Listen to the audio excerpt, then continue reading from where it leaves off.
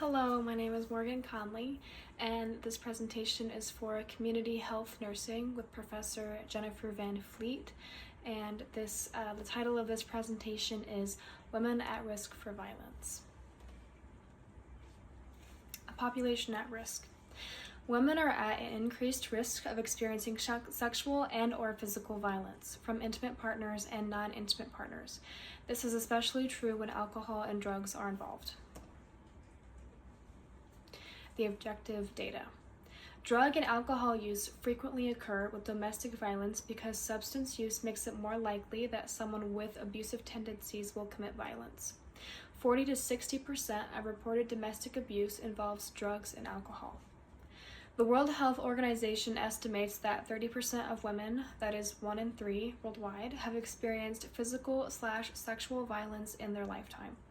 This is by intimate partners or non-intimate partners.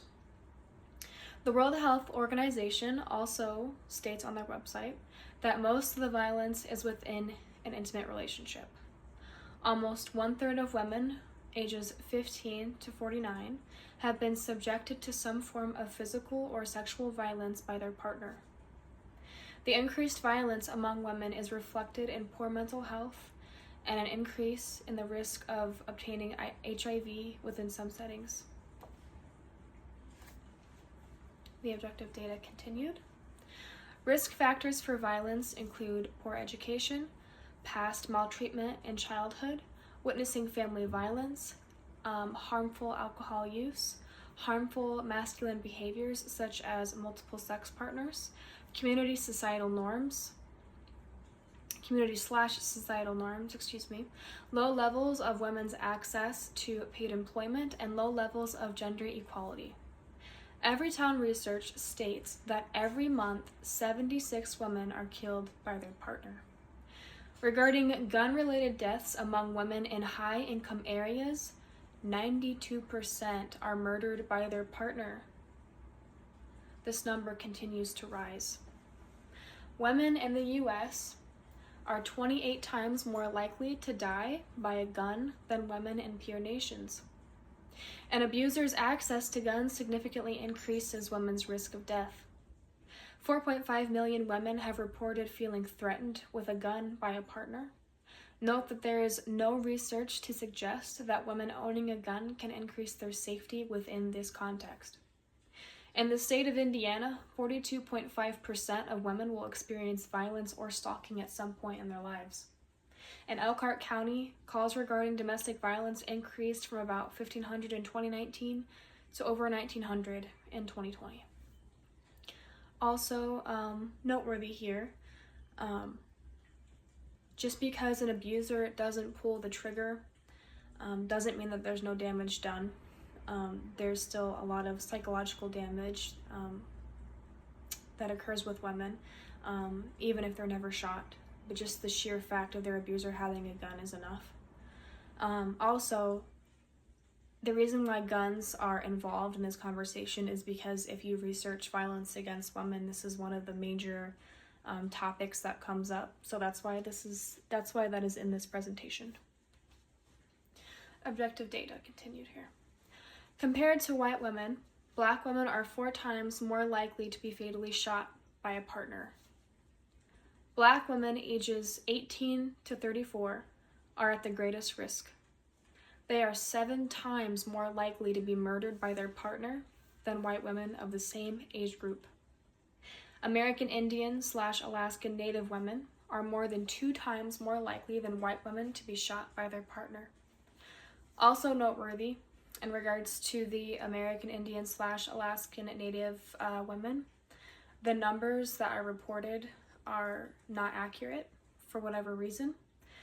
So we don't have a true number. It could be more. So recommendations by the World Health Organization: strengthen state laws to prohibit abusers from having guns. Focus on implementing and enforcing state firearm relinquishment laws by state and local courts and law enforcement agencies. Strengthen federal background check systems to keep guns out of dangerous hands. This includes closing different loopholes so abusers can't have access to guns in that way, and fund comprehensive research on guns and intimate partner violence. The subjective data or the interview. So a little bit of background on this interview. It was done with a woman named Robin, and she works for Spa Women's Ministries. There's one here in Elkhart. If you don't know what that is, it's a kind of a religious treatment program that was founded a couple decades ago by a woman. I believe her name was Sandra Bontrager.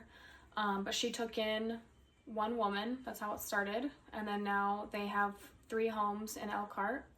And they just take in women that have suffered from, addiction, abuse, anything of that nature. And the results are good. In the last 25 years, they've helped 950 women. They've helped that many to rehabilitate to society. So really great program. But anyway, so the first question is, what would you say are the greatest public health concerns of this group? She said STDs, HIV, hepatitis, and other diseases transmitted via IV drug use. Mental health that has gone uncared for, and dental care is a big one. She said there are plenty of 30-something-year-olds that have dentures because they didn't take care of their teeth for one reason or another. Second question was, how are these needs being addressed in our community? Are the methods upstream or downstream? She said Spa Women's Ministries, treatment programs, Medicaid, the Healthy Indiana Plan, access to health care, dental care, county health department services, and services offered to those without insurance. A combination of, all of these are a combination of upstream and downstream methods. Third question was, what trends have you noted over the last few years about this group? She said increased drug use, increased overdoses, a decrease in the access of mental health services, providers won't accept Medicaid, and a lack of affordable housing.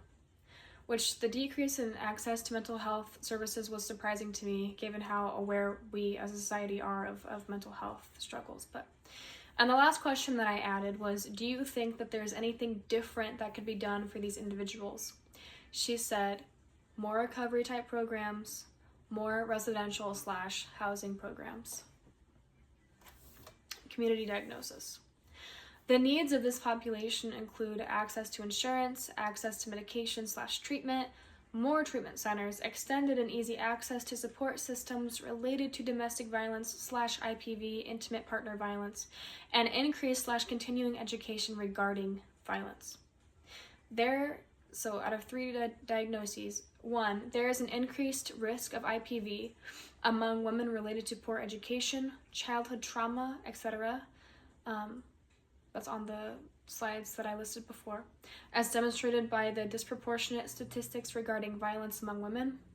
2, there is an increased risk of gun violence among women in relationships related to abusers having access to guns, as demonstrated by the number of gun-related deaths surrounding women.